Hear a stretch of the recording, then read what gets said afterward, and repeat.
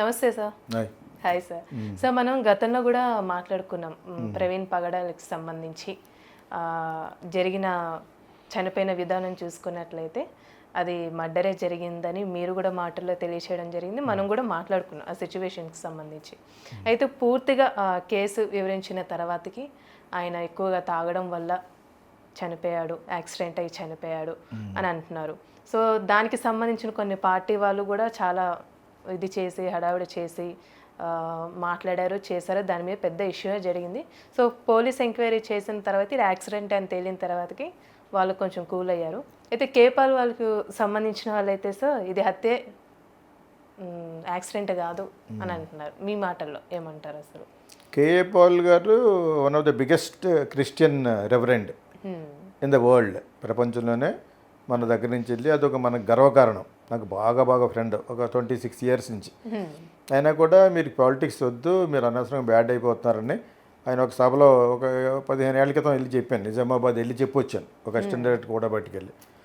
నన్ను దేవుడు పంపించాడు, నేను అటువంటి చేయను ఇంకా అన్నాడు. మార్నింగ్ మళ్ళీ నేను నిద్రలేసి కారు ఎక్కి లోపల ఆ హోటల్లోనే ప్రెస్ మీట్ అందుకే పిచ్చి పట్టేసుకుంది. ప్రెస్ మీట్ అదే పాలిటిక్స్లో రావాలని పిచ్చి పట్టుకుని బ్యాడ్ అయిపోయాడు. దానికి గల బలమైన కారణాలు ఉన్నాయి. అతను రావాల్సిన డబ్బులు అప్పటికే అతనికి ఒక ఫ్లైట్ ఇచ్చారు. అతను is a very big man అక్కడ. అందరితోటి ఆయన అలా చెప్తూ చీప్ అయిపోయాడు. కానీ అతను చెప్పే దాంట్లో 90% కరెక్టే, 10% లాస్ట్లో మాట్లాడే 10% బ్యాడ్ అయిపోతూ ఉంటాడు. అన్నీ అయిపోయిన తర్వాత ప్రజాశాంతి తీసుకురండి, మీకు అన్నీ చేస్తానంటాడు. ప్రజాశాంతికి ఎవడేస్తాడు ఓటు? ఆయన తప్ప ఆయన ఇంట్లో వాళ్ళే వేరు, వెనకాల నీలాంటి సెక్రటరీ ఉండదు, వాళ్ళిద్దరు కూడా వేరు. అర్థమైనప్పుడు అతనికి ఆ సంగతి తెలీదు. నేను పోలవరం బ్యారేజ్ కట్టేస్తానన్నాడు. నేను మొన్న చిరాకు వచ్చి చాలా కాలం తర్వాత చిరాకు వచ్చి అయితే పోలవరం ఇచ్చే డబ్బులు ఒక 50,000 కోట్లు అప్పుడు ఇది వేస్తారు. అలా కదట, ముందు వేస్తే ముందు ఎందుకు వేస్తారు? నీకు ఒక క్రిస్టియన్ పార్టీకి వేస్తారా? పని లేదు ఇక్కడ ఎవరికైనా. హిందుస్థాన్ హమారాలో నీ క్రిస్టియన్ కాదు. జగన్కి ఎందుకు వేశారంటే వాళ్ళు క్రిస్టియన్స్గా పిక్చర్ ఇవ్వలేదు. వైఎస్ రాజశేఖర రెడ్డి ఎప్పటి నుంచో ఆయన ఉన్నాడు కాబట్టి కాంగ్రెస్లో ధైర్యమైన వ్యక్తి, ఒక రెబెల్ అని ఇచ్చారు. అతన్నే పెరగనివ్వలేదు. విజయభాస్కర్ రెడ్డి అని, పివి నరసింహరావు వీళ్ళందరూ అతను తొక్కేశారు. అయినా కూడా లోపల చూసాడు పైకి. That is YS Rajasekhara. తర్వాత నీకు కొన్ని నూకలు చెల్లినాయి. ఆయన పోయాడు, ఆ సింపతి మీద సానుభూతి అని చెప్పేసి సుదీర్ఘమైన ఒక 12 నెలల సానుభూతి కోసం వెళ్ళి దడక్కి వెళ్ళిపోయి ఆ క్రెడిట్ ఆయనకి దక్కింది. అదే స్టార్ట్ చేసింది వైఎస్ రాజశేఖర రెడ్డి గారు. ఆయన కొంచెం డిఫరెంట్ పర్సన్. క్రిస్టియన్ అయినా కూడా ఆయన ఒక లెవెల్లో మెయింటైన్ చేసుకుంటూ ఆంధ్రాన్ని ఉట్టుపడేటట్టుగా గుమ్మడి గారు వేసుకునేవారు. ఆ విధంగా పంచి ఒక వ్యవసాయదారుడు, బీయింగ్ ఏ డాక్టర్. సో ఇవన్నీ కొన్ని మెయింటైన్ చేశారు. ఆయనలో ఉన్న నవ్వు, ఆ తరహాసు జనాలకు ఇష్టం. That is YS Rajasekhara Reddy. కావాలని కక్షపూర్తంగా ఏ హిందువులు దెబ్బ కొట్టాలి ఆ టైప్ మనిషి కాదు ఆయన. నేను ఆయన దగ్గర ఒక అడ్వర్టైజింగ్ చేయమంటే నన్ను పిలిస్తే మెడ్రాస్ నుంచి వచ్చి చేశాను కాబట్టి, దగ్గరగా చూశాను కాబట్టి. సో ఈజ్ నాట్ ఏ ఆ టైప్ క్రిమినల్ కాదు. పొలిటికల్గా క్రిమినాలజీ అనేది రన్ అవుతూ ఉంటుంది. ఒక సోనియా గాంధీని ఇక్కడ రాకుండా కల్పించుకోకుండా చేసింది ఏకైక కాంగ్రెస్ హైకమాండ్ని తన పరిపాలనలో కల్పించుకోకుండా చేసింది ఏకైక చీఫ్ మినిస్టర్ ఆయన. అది వైఎస్ఆర్ యొక్క దమ్ యాక్చువల్గా. సో ఈ టైప్ ఆఫ్ ఇందులో ఇప్పుడు ప్రవీణ్ పగడాల ఆయన చాలా అందగాడు, ఆస్తిపరుడు, 4-5 చిన్న సాఫ్ట్వేర్ కంపెనీలు ఉన్నాయి. ఇవన్నీ ఆయన పోయిన తర్వాత తెలిసినాయి మనకి. ఆయన అంతకుముందు మాట్లాడుకునేటప్పుడు ఆయన యొక్క మాట్లాడిన మాటలు తెలియవు. ఆయన కొంచెం స్ట్రాంగ్గా మాట్లాడతాడనమాట అన్నాను. కానీ అవి కొన్ని బాగలేవు. బొట్టు పెట్టుకోవచ్చా? పెట్టుకుంటే ఫ్యాషన్గా పెట్టుకోండి, ప్రసాదం తినద్దు ఆ టైపులో ఏదో మాట్లాడి ఈ హిందూ ధర్మం గురించి ఎన్నో సంవత్సరాలు అంటారు, ఏం కాదు అది. ఆ టైపులో కొన్ని వాగాడు అతను కూడా, which is not correct. Okay, ఈ పక్కన అప్పటికి నాకు అది తెలియదు. ఈ మధ్యన రీల్స్లో కొన్ని తెగ వచ్చేస్తున్నాయి. అతను ఎక్స్ట్రాగా మాట్లాడేసాడు. ఆ మాట్లాడినవన్నీ కూడా హిందువులు అనుకున్నాడు ప్రతి ఒక్కటి రక్తం మరుగుద్ది ఆ టైప్లో మాట్లాడాడు. అవసరం అది? నువ్వు క్రిస్టియానిటీ గురించి ఫర్గా మాట్లాడు, జీసస్ క్రైస్ట్ గురించి బాగా మాట్లాడు, ఓల్డ్ టెస్టమెంట్ గురించి బాగా మాట్లాడు. కానీ you don't have any right to talk and demean other religion. అది చేసాడు అతను. అది అందరికీ మండేసింది. మొత్తం హిందూ ధర్మాన్ని కోసం పాటుపడేవాళ్ళు ఎక్కువ అయిపోయారు ఈ మధ్యన. మీ మాటకు ఏం తక్కుతున్నావు, ఇది మన దేశం అని చెప్పేసి అనుకున్న వాళ్ళు ఎవరైనా ఏ మూల నుంచైనా ఆమె చేయొచ్చు. ఆ విధంగా అతను తాగుతూ వచ్చాడని అంటున్నారు. అది అతను తాగుడే అలవాట్లేదు. అసలు హెల్మెట్ అసలు 21 నిమిషం కూడా హెల్మెట్ తీయకుండా ఎలా ఉంటాడు? చెమట పట్టేసి దరిద్రంగా ఉంటుంది కదా. వాడు వేరు వీడి వేరు అని అంటున్నారు. అయినా కూడా ఐజీ గారు అక్కడ నరసింహ కిషోర్ నా ఫ్రెండే అయ్యాడు మొన్నే రాజమండ్రి మా ఊరు కాబట్టి వీళ్ళంతా కలిసి కూర్చుని ప్రెస్ మీట్ పెట్టి ఇది యాక్సిడెంట్ అని నిర్ధారణ చేశారు. దానికి ఎంతోమంది నా ఫ్రెండ్సే, వాళ్ళు హిందువులు అయ్యి ఉండొచ్చు, క్రిస్టియన్స్ అయ్యి ఉండొచ్చు, వాళ్ళు నాకు రకరకాల ఇది చెప్తున్నారు. ఆ బండి మీద ఇది రాసిలేదు, ఇది లేదు, బండి మీద పడిపోవటం పెట్టి ఒకటి కాదు, మనం అందరూ మాట్లాడుకున్నామే, మళ్ళీ వాళ్ళు మాట్లాడుకోకలేదు. కానీ వాళ్ళ మిస్సెస్ వాళ్ళ వైఫ్కి చచ్చిపోయిన వెంటనే ఈ గొడవ జరుగుతుంటే ఎవరు చేశారని అడగొద్దు, ఫోన్లు వచ్చి నువ్వు దీంతో పరిసమాప్తం చెయ్యి అని చెప్పేసి, లేకపోతే you will not be safe అన్నట్టుగా ఒక స్మూత్ వార్నింగ్ లాగా ఇచ్చేసి ఆవిడ నోరుతోటే ఇది ఇలా ఎన్నో జరుగుతూ ఉంటాయి, ఇది జరిగిపోయింది, దేవుడు క్షమిస్తామని అంటాడు యాక్చువల్గా బైబిల్లో. అదేవిధంగా మనం కూడా అలా వదిలేయాలని చెప్పేసి ఇక్కడ నుంచి వేరే ఊరు షిఫ్ట్ అయిపోయినట్టు ఉంది. హైదరాబాద్లో ఉన్న ఆవిడ ఇంకా అక్కడ ఉంటే సేఫ్ కాదు. మరి అదే ఫ్యామిలీలో ఆమె యొక్క ఓన్ బ్రదరు, ఈయన మా బ్రదర్ కాదు అన్న సిస్టర్ కూడా ఉంది. ఇవన్నీ కూడా సబ్సైడ్ చేసేసారు. ఎవరు చేశారని తెలియదు. పోలీసుల మీద గెట్టేయకూడదు. పోలీసుల పరిపాలన ఉన్న వాళ్ళు పెట్టినవా క్యాడర్స్ వాళ్ళు, ఐపీఎస్ వాళ్ళందరూ ఈ వాళ్ళు ఎలా మాట్లాడతారు, వాళ్ళు చేయమంటే అలా చేయాలి. అంతకుముందు వేరే గవర్నమెంట్ వస్తే వేరే చోట షిఫ్ట్ అయితే అక్కడ అలా చేయాలి. అంచేత we can never find mistake on ఇవన్నీ దాటుకుని నేను మటుకు ప్రవీణ్ పగడాల డెఫినెట్గా హత్య అయిన ఏ పొలిటిక్స్ ఆఫీసర్ బయటకు వస్తాడా? ఎందుకు రావాలి? సుఖాన్ని ఉన్న ప్రాణం దుఃఖాన్ని పెట్టుకోవడం తప్పితేనే. అంచేత వాళ్ళది ఏ కోశానా కూడా తప్పు అని అనలేము. తప్పు జరిగిందల్లా చేయించిన వాళ్ళు ఎవరన్నా ఉంటే మటుకు, వాళ్ళు పెద్దవాళ్ళు అయి ఉంటే మటుకు డెఫినెట్గా ఇలా జరుగుద్ది. ఫ్యామిలీనే నోరు నొక్కేశారు, అన్నీ అయిపోయినాయి అని అంటున్నారు. యాక్చువల్గా ఎందుకు అన్నారు మనకి ఎలా తెలిసింది? కేఏ పాల్ గట్టిగా అరుస్తున్నాడు, నేను నా అంతటి నేనే వాదించుకున్నాను అని చెప్పి ఆయన ఒక పక్కన అరుస్తున్నాడు. ఇదే కానీ కోర్టు డిసైడ్ చేసి ఇది హత్య కాదు యాక్సిడెంట్ అని చెప్తే ఇంకితను మాట్లాడకూడదు. పోలీసులు కాబట్టి మాట్లాడుతున్నాడు. ఇంకాను పోలీసులు ఒకళ్ళే నిర్ధారణ చేశారు ప్రెస్ మీట్ పెట్టి, దాని గురించి మాట్లాడతారు. ఇతను కూడా కేసు వేసి నాది నేనే వాదించుకుంటా అని చెప్పేసి. సో అదేవిధంగా హర్ష్ కుమార్ ఒక ఇంపార్టెంట్ క్యారెక్టర్, అమలాపురం పక్క నుంచి వచ్చిన ఎంపీ, నాకు బాగా పరిచయం యాక్చువల్గాను. అతను కూడా వదలకుండా చేస్తున్నాడు. అతను కూడా అరెస్ట్ చేసినట్టున్నారు. కొంచెం ఎక్కువ ఇలాగా still you are best guiding people అని చేస్తారు యాక్చువల్గాను. అది కూడా మనం కూడా మీడియాలో ఉంటూ పోలీసులు చెప్పింది తప్పు అని అనకూడదు. ఇంకా ఎందుకంటే ఆయన మిస్సెస్ అలాగని చెప్పేశారు కదా, ఇలా మెనీ థింగ్స్ హ్యాపెన్ జరుగుతూ ఉంటే దేవుడు బైబిల్లో ఇలా చెప్పించమని అడిగాడు.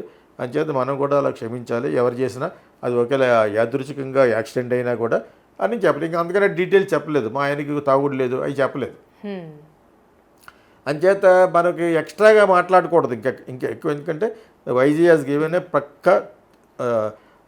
ప్రాక్టికల్గా ఒక ఇది ఇచ్చాడు అని report, this is not murder, this is an accident. అయినా కూడా మాట్లాడాడు కాబట్టి హర్ష్ కుమార్ని తీసుకెళ్లారు. ఎక్కడ వాళ్ళు తీసుకెళ్లారు? పోలీసులు తీసుకెళ్తే ఇంపార్టెంట్ అండి. ఎలా తీసుకెళ్తారంటే డైరెక్ట్గా పోలీస్ స్టేషన్ తీసుకెళ్లరు, అతన్ని భయభ్రాంతులు చేస్తారనమాట. ఎక్కడికో తీసుకెళ్లారట. నా హర్ష్ కుమార్ చెప్తున్నా నవ్వు వచ్చింది నాకు. ఇంకో చోట అక్కడ తీసుకెళ్లారట, ఇంకో చోట అలాగే 5-6 గంటలు అందులో తిప్పుతారు జీప్లోనే. తిప్పిన తర్వాత వదిలేయటం లేదా హౌస్ అరెస్ట్ చేస్తారు. ఇది పోలీసులకు ఉన్న ఒక ప్రవృత్తి. So the same thing happen to Roja also. ఒకప్పుడు ఈ గవర్నమెంట్ కూడా ఆ గవర్నమెంట్ ఉన్నప్పుడు ఈ అమ్మాయి ఏదో చేస్తే అలాగా చేశారు యాక్చువల్గా. ఇది ప్రతి పొలిటీషియన్ ఉంటుంది కాబట్టి అతను మట్టుకు చాలా నొక్కి ఒక్కాడించాడు, ఐ కెన్ ప్రూవ్ దిస్ అని చెప్పేసి. అతను బాగా పూనుకున్నాడంటే ఆ ఏరియాలో ఉంటాడు కాబట్టి అమలాపురం రాజమండ్రి అవుతుంది, అమలాపురంకి క్యాండిడేట్ అయినమాట ఆయన. సో అతను చేయవలసిందంతా చేశాడు. యాక్చువల్గా అతనికి పరిచయం లేదట ప్రవీణ్. మనందరికి ఎలా తెలియదు. మనకి ఎప్పుడు తెలిసింది? దీనివల్ల ఈ మధ్యన రీల్స్ పెడుతున్నారు అతను చెప్పినవి అన్నీ. అతను స్టేజ్ మీద అడిగితే క్వశ్చన్లు అన్నీ కూడా బాగా చెప్తున్నాడు. ఇంకోటి ఏదో చెప్పాడు, అందులో కొన్ని బాగోలేవంటే మనకి చిరాకు వచ్చి చెప్పాడు అన్నమాట. ఏయో చెప్పాడు అతనికి. అంటే అన్ని విధాల నాలెడ్జ్ ఉన్నట్టు ఆ పక్కన ఒక అమ్మాయి మాస్టర్ బిఎస్ గురించి అడుగుతుంది స్టేజ్ మీద. మరి అది రామ్ గోపాల్ వరకు చెప్తే మనం బ్యాడ్గా అనుకున్నాం, మరి అది ఇతను కూడా చెప్పాడు. ఒక అమ్మాయి అడుగుతుంది స్టేజ్ మీద, అది రీల్ కింద పెట్టాడు ఎవడో, అదేదో చెప్పాడు, ఓకే అన్నిట్లోని చెప్పొచ్చు, అంటే అది క్రిస్టియానిటీ పెరగనక తప్ప రైటే అనేది చెప్తున్నట్టున్నాడు. ఆ బొట్టు గురించి చెప్పాడు, ప్రసాదం గురించి చెప్పాడు, అదేదో ఇతను చూసినట్టు హిందూ ధర్మం అనేది ఎన్నో వేల సంవత్సరాలు అన్నాడు అది తప్పని. అవి నువ్వు వేల చేసి నువ్వు తెలుసా, నువ్వు జీసస్ క్రైస్ట్ పోని, అరివే గాడ్, ఎవరు చేస్తున్న ఆర్డినరీ పర్సన్. మరి జనాలందరూ ఎవడో కూడా ఖండించట్లేదు, తాగు షాపు తాగేడేంటని ఎవడో ఎందుకు ఖండించట్లేదు, హెల్మెట్ ఎందుకు తీయట్లేదు. ఒక విధంగా నీ పరకు న్యాయం ఉన్నా కూడా నీకు కర్మ ప్రకారంగా నువ్వు పోయావు.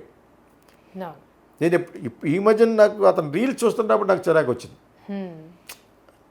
అతను ఏదైనా కూడా చనిపోవటమా చంపడమా అనేది రెండు తప్పే. చనిపోవడం కూడా ఎందుకు చనిపోయాడు అనేది బాధపడతాం. అతను ఒక 4-5 కంపెనీలు ఉన్నాయి, యూఎస్లో ఇల్లు కొనుక్కుని మళ్ళీ అమ్మేశాడట.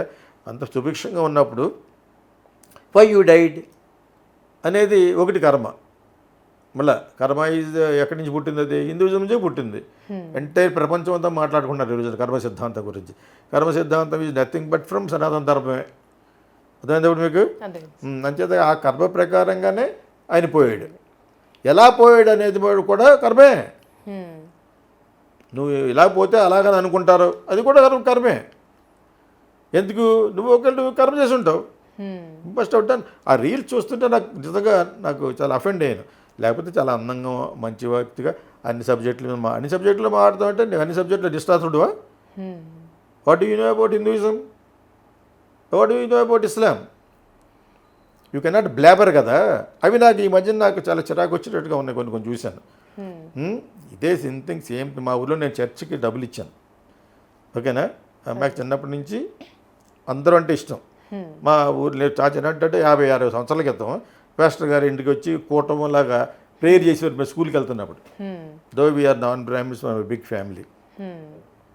ఆ పరిచయంతో నేను కాఫీ బార్ తీస్తున్నప్పుడు మా పాస్టర్ గారు చచ్చిపోయారు. వాళ్ళ మిస్సెస్ వచ్చి చర్చ్ కడుతున్నాం బాబు మీరు ఏమన్నా ఇవ్వాలంటే, అప్పుడు నేను అప్పు చేసి పబ్లిసిటీ చేస్తాను 50 లక్షలు తీసుకుని 2010లో, అందులో ఇచ్చాను.